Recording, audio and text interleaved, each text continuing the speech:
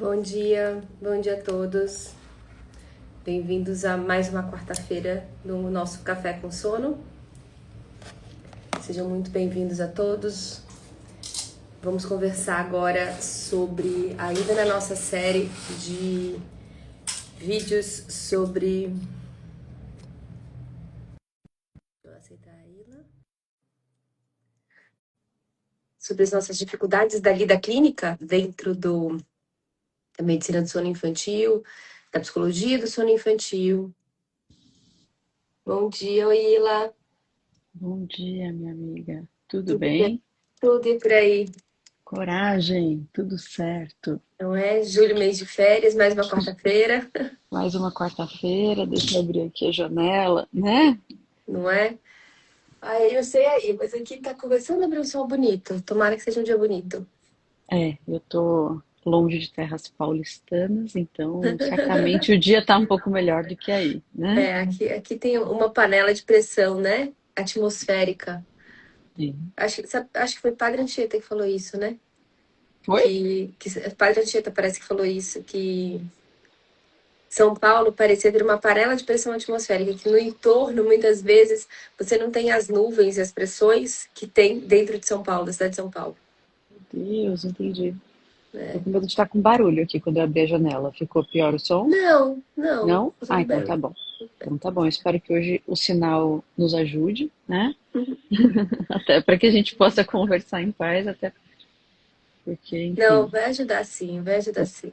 tema de Tenhamos fé. hoje é um tema importante também, né? Que acho que vai compondo um pouco desse processo de atendimento, que é justamente o quanto a gente consegue levantar de dados, né, Letícia? Esmiuçar o que chega ali para a gente e como isso depois vai reverberar na compreensão daquela questão que está sendo posta ali pela família. Então, acho que dentro de um olhar que vai sendo aos poucos construído, como que essa anamnese pode ser melhor cuidada, né? Uhum. Quando a gente tem elementos que nos auxiliem nesse sentido. E acho que são elementos tanto bem concretos e objetivos, quanto outros elementos que conversam com a nossa área de formação, com a nossa história de vida e daí por diante, né? É, eu acho que assim, uma das grandes dificuldades que eu vejo, a gente que lida com o ensino há muitos anos, né, principalmente com o ensino do adulto, que a gente vê, e ainda mais com o acesso à informação muito fácil, que as informações estão aí, elas estão soltas. Muitas vezes as pessoas sabem, e a gente às vezes fala isso até com relação aos nossos pacientes quando chegam no consultório. Eles já sabem muito do que a gente vai falar. Aquela ideia, aquele conceito geral, todo mundo tem. Mas como é que você junta tudo isso numa curadoria para colocar isso numa sequência logicamente científica, usar na consultas e ter resultados? Porque eu imagino que deva ser muito frustrante você saber alguma coisa ou achar que sabe alguma coisa, né? Porque você já consumiu algum conteúdo técnico teórico, já comprou algum curso, aquilo ali não é novidade 100% para você. Acho que é isso que eu quero dizer, não é novidade. Só que de repente chega num ponto que na hora de aplicar isso vai dar um gargalo. Você aplica, mas essa aplicação não dá certo, né? Então acho que é, essa curadoria do que a gente sabe, eu acho que é muito, muito mais importante do que o fato de saber em si.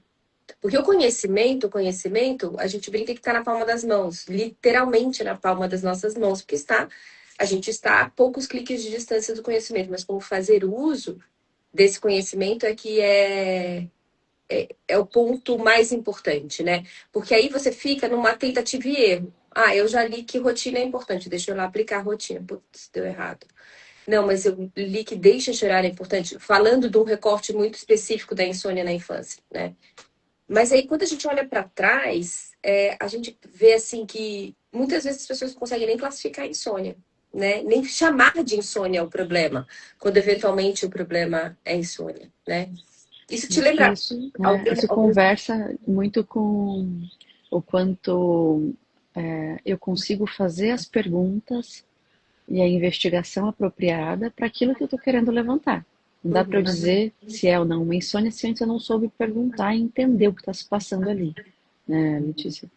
E acho que você estava me perguntando se isso me lembra alguma coisa, isso? É, Algum caso? exatamente, ou algum Não, caso, alguma coisa, talvez para a gente deixar isso um pouco mais prático para as pessoas que estão assistindo. com certeza. É, tem um caso que a gente estava conversando aqui e que pode ser útil, né, Letícia, de uma criança, por exemplo, de 7 anos com uma apresentação de agitação de comportamento durante o Uhum, dia, uhum, e com uma suspeita diagnóstica de um TDAH, né? uhum, Então, uma uhum. agitação significativa, enfim, né, alguns elementos ali que conversam com uma desatenção, uma dificuldade de sustentação da atenção, e que chega num consultório, muitas vezes, com esse tipo de queixa. E se a gente não mergulha para perguntar um pouco mais, pode ser que a gente já se conforme ou já grude um pouco nesse possível diagnóstico desse TDAH, dessa Uhum, hipótese diagnóstica, não é uhum. mesmo? E acho que um caso como esse, quer me complementar nos elementos dele? Não, acho que são casos muito comuns. Eu acho que a gente pode juntar pinceladas de vários casos que a gente já atendeu em conjunto. Eu acho que esse fecha bastante, né, Ila? Eu acho que uma criança com agitação, já, assim, e não é só agitação, né? Já pegaram o SNAP 4, que para quem não sabe é uma escala que ajuda a gente a pensar no TDAH em algumas características, impulsividade, hiperatividade e desatenção, que são a tríade, né? Compõem a tríade de características importantes do TDAH e pontuou ali para hiperatividade e desatenção. Então, e esse caso chega para gente. E assim, eu está ganhando uma figura de um paciente muito específico na minha cabeça, mas isso é simbólico de vários outros, né? E chega para a gente porque tem dificuldade para dormir. E muitas vezes essa dificuldade para dormir tá aí, tá lá, e o paciente se queixou e a gente sempre tem, assim, não se enganem, o paciente que chega, a criança que chega com dificuldade para dormir, os pais não dormem igualmente ao tempo de idade da criança, tá? Então, a criança tem o quê? 4 anos? Há 4 anos eu não durmo. Né? É a frase, né? Junto com já tentamos de tudo. São as duas frases que vêm junto, e de fato, os pais não dormem juntos. E essas crianças são assim, até ficar mais velhas e os pais meio que abrirem mão quando não fazem o tratamento. E bom, a queixa é essa. E assim, e já tentaram rotina, né? Já tentaram a própria TCC aplicada ao TDAH tentar fazer alguns elementos lá dentro que se aplicam ao sono. Mas aí qual é a questão? O sono não se resume à dificuldade de iniciar ou manter o sono. Ele tem outras camadas. E várias outras camadas que compõem o sono como um todo passam batido quando a gente só ouve essa queixa de ele tem dificuldade para dormir. Então, a primeira camada que eu coloco aqui é a avaliação respiratória. Primeira camada. Primeira camada de verdade. A gente lembrar que privação de sono ou fragmentação importante do sono na infância faz o quê? Agitação, né? Na mulher ela causa fadiga, no homem sonolência e na criança agitação. Ela fica agitada, ela fica irritada, como se ela tivesse uma sensação ruim contra a qual ela precisa lutar. Então esse é o primeiro ponto. Então passar uma avaliação muito própria da parte respiratória. Um segundo ponto, a gente sabe que tem uma comorbidade, são muito comórbidas as alterações motoras. Então, a gente sabe que existe uma maior incidência de síndrome das pernas inquietas em crianças com TDAH e TDAH nas crianças com pernas inquietas. As duas vias são vistas. Infelizmente, são vários trabalhos que falam isso, de dois grupos especificamente, e eles são muito. Ele tem alguns vieses que são estudos observacionais, então a gente não sabe quem veio antes, o ovo ou a galinha. Então, ele pega pacientes de uma clínica que já tinha um diagnóstico de TDAH e aplica escala de pernas. Pega de pernas e vai lá aplica TDAH. Então, é isso. Mas que existe uma correlação e que existe uma maior incidência, existe. Inclusive, a gente publicou um artigo de revisão exatamente sobre essa correlação, essa interseção, síndrome das pernas inquietas, movimentos periódicos de membros e TDAH, ou seja, uma outra camada dentro do sono que a gente tem que olhar e que eu não posso dizer que aquilo ali é apenas do TDAH. Eu preciso passar essa outra avaliação, porque se a gente não passa essa outra avaliação, como é que a gente vai saber, né? Então, acho que o mais importante é a gente saber que essa sequência, se você não tem sequência na sua avaliação, se você não olha isso daí, vai passar batido e você vai continuar se frustrando, tratando comportamento, não é? Com certeza. E a gente não está dizendo que não exista o TDAH, não é mesmo, Letícia? De Mas, forma na alguma. verdade, a co-ocorrência, eventualmente, ou dentro de um processo investigativo, o cuidado em separar um pouco o que pode ser de fato dessa disfunção executiva, o que pode Uhum. ser mediado por outras questões, como, por exemplo, um distúrbio de movimento ou um distúrbio respiratório do sono. Então, acho que esses apontamentos, eles dialogam justamente com esse processo da anamnese de investigar elementos que possam compor a compreensão do que está sendo apresentado ali como uma queixa embolada, que é como certamente os pais vão saber trazer. Os pais não são, e geralmente Especialista. não são especialistas, e quando são também, eles são pais e mães. Eu não estou Uhum. preocupada com a formação desse pai e dessa mãe, pelo contrário, eu acho que quando a gente está nesse papel de pai e mãe, esse exatamente o papel que a gente tem que assumir ali. Então, dentro disso tudo, como você está trazendo, não é mesmo, Letícia?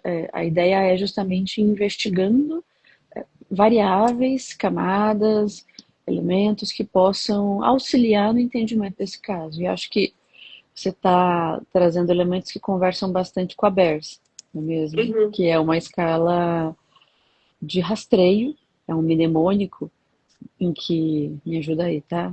B é de breathe, Bedtime oh, problems. desculpa, Bedtime Problems, desculpa, o R do, desculpa, o Excessive daytime sleepiness, BR's arousal, arousal, R isso, respiratory e e S S, sleepiness. Não, pronto, sleepiness, sonolência sonolência. diurna, exato. O ruim da gente usar mnemônicos estrangeirizados, não é mesmo, gente? É, é. Uma hora a gente faz um para o Brasil, mas é um mnemônico justamente composto por 5 perguntas Uhum. que É. rastreiam justamente esses blocos de distúrbios do sono que possam, de alguma maneira, passar batido se a gente não perguntar. Não é isso? Então, acho que você trouxe tanto do aspecto respiratório quanto de movimento. O que mais que você pensou? Eu acho que os mais prevalentes são respiratório e movimento. A questão toda é que eles não vêm empacotados com uma queixa arrumadinha. Eles não vêm, meu filho se movimenta muito de noite. Ou movimenta muito as pernas de forma inquieta e que melhora com o movimento, piora com o repouso, né? É uma sensação de incômodo. Isso não existe. Isso lá, a gente, na síndrome das pernas inquietas, nunca vem redondinho assim. Nunca vem. Principalmente na infância e adolescência. Então, não vem empacotado. Então, a gente precisa conhecer, passar o mapa em todas as principais queixas e principais transtornos do sono. E passando esse mapa, a gente pelo menos tem as nossas bandeiras vermelhas neles. Sabendo, obviamente, porque a gente trabalha há muito tempo, os mais prováveis, respondendo a sua pergunta objetivamente, são transtornos respiratórios do sono que também não vêm empacotados. Não vem, não vem. Quantas vezes, Ila, a gente divide caso? Eu sei de um dado importantíssimo que você não sabe, você sabe de um dado importantíssimo que eu não sei. Ou seja, em algum momento eles contaram para uma de nós duas, mas não contaram para ambas. Mas a gente sabe que não passa batido porque a gente ou aplica isso ou já sabe de cabeça e acaba perguntando na nossa anamnese naturalmente. Mas você ter uma estrutura muito montada, como o BERS, como você citou, eu acho muito útil clinicamente. Só que assim, respiratório e movimento são os mais comuns no TDAH. Mas a gente não pode deixar esquecer, deixar passar que essa criança especificamente tinha 7 anos. Mas se ela tivesse 11, 12 anos, a gente ainda tinha uma camada a mais, que a gente ainda tinha a adolescência acontecendo, a fisiologia da adolescência acontecendo. Né? O mais importante é a gente entender que tudo isso precisa estar fácil na nossa cabeça, precisa estar à nossa mão para que a gente consiga aplicar na consulta. Porque senão é o ponto cego que falta. É, de fato, o ponto cego que vai faltar. Né? É aquilo que você vai dar murro em ponta de faca. Você vai tratar, você vai abordar com informações que você já conhece, com informações que você já tem adequadamente, só que informações essas que você não está conseguindo fazer a curadoria de encaixá-las ali dentro. Eu costumo dizer isso, eu falo isso tanto para os pais quanto para os meus alunos. Falei, gente, dificilmente eu vou falar alguma coisa que vocês ainda não saibam. Dificilmente. Eu vou organizar de forma diferente. Eu vou organizar de uma forma que você consiga aplicar aquilo ali, né? Porque informação, mais uma vez, a gente já falou no começo, informação pela informação, ela está disponível para todo mundo. Não é isso. Como eu vou fazer uso dessa informação? Então, como eu vou aplicar na clínica sem ter que, a cada caso, ficar batendo, dando muito em ponta de faca? Acho que o primeiro item na minha cabeça é o BERS, que eu acho que é o mais prático, né, Ila? Não sei se você vê algum tão prático quanto o BERS, porque, para quem não sabe, o BERS são essas 5 perguntas que a Ila falou, e o BERS é dividido em 5 perguntas, aplicadas a 3 faixas etárias diferentes. Então, é uma pergunta por grande distúrbio. Aliás, a gente podia mandar o BERS para eles, né? Quem tiver Eu na, acho. né? Quem tiver na comunidade, na nossa comunidade, clica aqui no link da bio, que a Van manda para vocês o artigo lá na comunidade, tá? Manda o BERS, manda o paper que escreve o BERS e o racional dele. Mas, bom, voltando. Eles são 5 linhas, as 5 perguntas por 3 faixas etárias diferentes. Então, para cada faixa etária, você só tem uma pergunta. É super prático, super fácil de aplicar. Você aplica e é livre, né? Não é uma escala paga, é livre. Você pode ter, por exemplo, sei lá, na recepção do consultório, ou aplicar na consulta, né? Se você tiver tempo e mão. E aí você coloca, você faz uma pergunta adequada para a faixa etária de cada um desse grande bloco de distúrbios do sono. Isso é uma das formas que a gente pode usar, claro. A gente tem como esmiuçar muito mais cada uma delas, a gente pode entrar em detalhes maiores de cada uma delas, mas é uma forma de estruturar essa sua pergunta.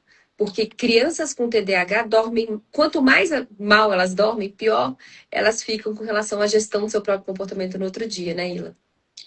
Não, sem dúvida nenhuma, e acho que tudo isso conversa muito com o que a gente dialoga na mentoria, que é o quanto que medidas simples, como essa do BERS, podem ser implementadas dentro de um contexto de realidade de atuação profissional e, ao mesmo tempo, como que esse tipo de medida pode alavancar uma compreensão muito mais amplificada daquele caso.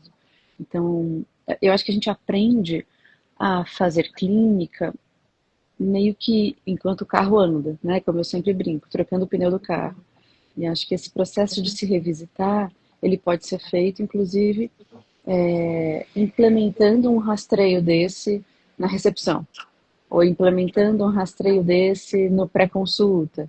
Como isso traz, de novo, eventualmente fumaça de onde pode ter fogo.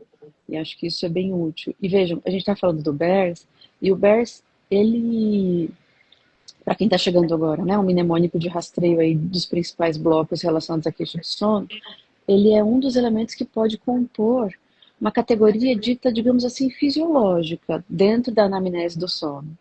E a gente ainda nem entrou em recursos que possam nos auxiliar em uma categoria, digamos assim, psicológica do sono, em uma categoria do ambiente do sono. Então, como você trouxe, Letícia, não sei o que você acha, mas imagino que você concorde. Dentro desse processo de organização do conhecimento, e não necessariamente de conhecimentos novos, a anamnese ela pode ter um grande bloco de investigação voltada para aspectos fisiológicos, como a gente veio dialogando até agora, mas pode também ter um grande bloco de aspectos ambientais, psicológicos, da relação dessa criança com os pares, da relação dessas crianças com os cuidadores. Então, eventualmente, a organização dessa investigação em grandes blocos pode auxiliar na contemplação de muito mais dados para a compreensão daquela queixa. Faz algum sentido isso? Sim, exatamente, são as camadas, né? As camadas que a gente fala na multideterminação. Porque uma primeira camada fisiológica, ok, a gente entrega, né? A gente talvez seja um pouco mais tangível para quem seja da área médica, menos tangível para a área da psicologia. E entra numa outra camada, que é essa camada que envolve o comportamento, o ambiente, a família, a relação, a rotina, que é menos tangível para a gente na medicina, mais tangível para vocês na psicologia.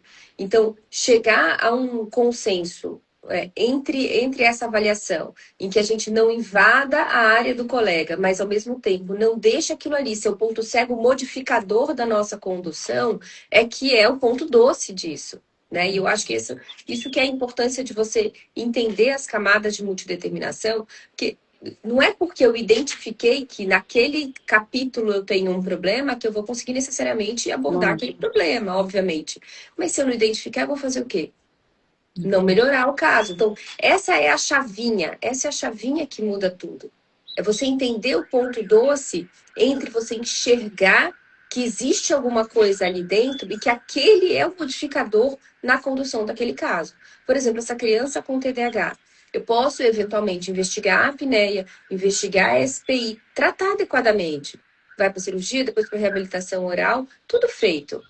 Né? Ou então não tem SPI, SPI, ou tem SPI, está adequadamente tratada, tanto de forma medicamentosa, quanto até de forma comportamental, mas dá SPI, né? O que ele pode fazer no final do dia que melhora ou piora a síndrome das pernas inquietas. Mas e aí? Eu já tenho uma relação desgastada com os pais. Os pais já são reativos àquilo. O contexto não é ok. O quanto eu vou melhorar de sono? Quanto eu vou melhorar daquele sono? O quanto aquele resultado pode ser percebido de fato como uma melhora para um paciente que já tem uma mentalidade desviada, para uma família que já está com a mentalidade naquele lugar, né, de não consegue, eu não consigo, não dá certo para mim, não dá certo para o meu filho, né? Eu acho, e aí dentro dessa fala tua, perguntas como: o que é mais difícil para cada um dos cuidadores? Como que seria o sono ideal para você em relação ao teu filho? Como que é o final de semana versus como que é a semana? Em que momento vocês conseguem se relacionar de uma maneira satisfatória? Em que momento que você consegue estar presente com o teu filho? Em que momento que é mais difícil, mais complexo ali o manejo das questões de sono do teu filho? Como que o ambiente dele, na tua opinião, pode estar contribuindo para essas questões de sono? Então, vejam, nenhuma dessas perguntas tem a ver com a, a questão fisiológica, não é mesmo? Mas vão compondo esse processo. E, e acho que elas são certamente fundamentais, juntamente com tudo aquilo que a gente veio trazendo. Então, o entendimento desse garotinho de 7 anos, com uma possível questão aí do TDAH, vai ser também investigada dentro desses elementos que a gente veio trazendo aqui até agora. Não é mesmo, Letícia? E tenho certeza que temos uma participação especial aí do seu lado, que é do teu cachorro, né? Que você tá aí aflito olhando. Nem te conto, porque de vez em quando eu ouço um barulhinho, e o barulhinho muitas vezes é esse cachorrinho, é um vira-latinha, para quem não conhece, eu tenho um vira-latinha, caramelinho, que chega na mesa e faz assim, e pega. E já foi 2 vezes aquela caneta de iPad que ele comeu. Então eu sempre fico preocupada. O que será que tá lá? Mas tudo bem, dessa O que vez ele é pegou alguma dessa coisa de vez? plástico, não sei. Mas não é uma caneta Apple. Então já tá bom. Tá no lucro. É só a caneta Bic, né? É. Menos mal. Então é a vida como ela é, não é mesmo, gente? E o quanto que a gente consegue, dentro da complexidade de um caso, olhar para tudo isso que a gente veio Uhum. discutindo aqui até agora, com inúmeros atravessamentos, inclusive nossos, de quando a gente está ali com o paciente, de eventuais hipóteses, incômodos, desconfortos, Sim, preocupações, sim. enfim. Eu não acho que é trivial esse nosso trabalho, não é mesmo? Mas quando a gente pode dialogar, certamente a gente consegue se desensimesmar um pouco mais. Hum. Exatamente. Se é que E existe assim, essa palavra, né? se não existe, inventamos. Acabamos de inventar. Eu acho que esse ponto é super, super importante. Porque isso vai refletir também no. Essa percepção que o paciente tem do que está acontecendo, por outro lado, faz parte, inclusive, do resultado como ele percebe, né? A gente precisa sempre lembrar que sono tem muita camada. Sono tem muita camada. Todas as camadas, se a gente estruturar e colocar isso numa anamnese de forma estruturada, a gente consegue abordar bem. Se não, a gente pode eventualmente acertar na loteria e pegar a camada que tinha um percentual maior, determinando aquela queixa que te entregaram. Mas acaba sendo, se você não passa todas as camadas, quase que loteria mesmo. Porque essas probabilidades, elas não são muito redondas. Eu não posso dizer que um caso desse, por exemplo, tem 30, o iniciar do sono dele é de responsabilidade 30% do movimento, 30% do respiratório, 30% do comportamento e 10% da relação com os pais. Esse percentual do quanto influencia no sono de cada um, a gente não tem. O que a gente tem? Dados sabendo que eu sei que tantos por cento das crianças com pernas inquietas têm mais chance de ter TDAH, cerca de 30, mais ou menos, entre 20 e 30. Tantos por cento tem de respiratório, 80% das crianças até 8 anos de idade têm chance de ter questão respiratória relacionada a comportamento. Sabe? Mas isso não, dentro do caso, você não sabe qual é o percentual de cada um desses itens que compõe a queixa do seu paciente. Esse é importante. É por isso que precisa passar todos em todos. Né? Eu já tive, essa semana, tive um caso interessantíssimo de uma menina de 3 anos de idade que tem um irmãozinho de 7 meses. Os pais são estrangeiros, não tem rede de apoio aqui, e tem uma questão de insônia importante. Durante a consulta, eu entendi que tinha algo entre a relação da mãe com a criança, mas que o pai nunca está presente, está sempre viajando, sempre muito, muito tempo fora do país. E assim, estava muito claro que ali era uma questão comportamental. Obviamente, eu já tinha passado todas as queixas orgânicas, já tinha passado por tudo aquilo, já tinha vindo de um pediatra que tinha investigado, abordado tudo isso. E aí, eu dei as orientações, fiz ajustes circadianos, pedi diário. Ela ficou 3 meses até retornar. Esses 3 meses a menina dormiu bem, como nunca tinha dormido, continuamente, nunca na vida, segundo ela. E aí, no retorno, que era a minha função, rever o que tinha acontecido, fazer o reforço do que tinha acontecido, ela não acreditava que, assim, ela disse assim, não, foi sorte. Foi sorte. Foi coincidência que depois da consulta tudo melhorou. Eu falei, mas você já tinha tentado antes? Ela já tinha feito consultoria de sono, etc. O que eu fiz, né, assim, de qual foi a mágica, o segredo, tá. Óbvio que eu passei por todas as camadas, eu reforcei que não tinha nada clínico. Passei por cada uma delas, reforcei cada uma delas. Mas a visão dela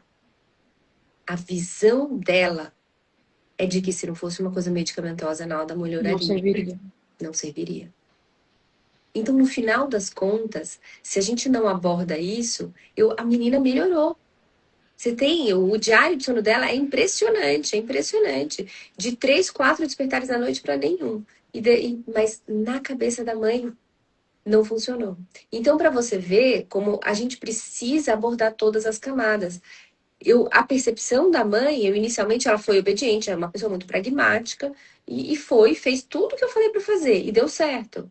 Mas ela não acha que foi porque ela fez aquilo, ela não acha, mesmo que nunca a criança tenha dormido bem, e de repente passou a dormir bem. Então, renderia uma outra live, né? Sobre o modelo médico, sobre a construção social da ciência. Exatamente, né? Exatamente. Mas para você ver como, por outro lado, até quando tudo dá certo, se você não aborda isso, a percepção de que deu certo não existe, né? Mas isso a gente deixa para a próxima, claro, porque a gente bateu o nosso horário. Obrigada por todo mundo que está aqui ouvindo a gente. Não se esqueçam, quem quiser o Bears, o artigo certinho do Bears, eu não tenho como mandar aqui, mas a Van manda lá na comunidade. Se inscreve na comunidade que está no link da bio, aqui do Insta da Sono AZ. Lá dentro, a gente manda as novidades, quando vai ter live, quando tem tudo, e a gente coloca o artigo lá, agora, já. A gente manda para quem estiver lá e quiser o artigo, a gente envia lá, tá bom? E fica a provocação, revisitem a anamnese de vocês. Exato. Pensem como reorganizar e como estruturar dentro de diferentes blocos que compõem o entendimento um pouco mais amplificado de quem é essa criança na frente de vocês, tá bom? Tá bom? Obrigada, gente. Obrigada, gente. Até bom semana dia que para todo vem. mundo. Até, Beijo, tchau. Ter coragem. Tchau. Tchau.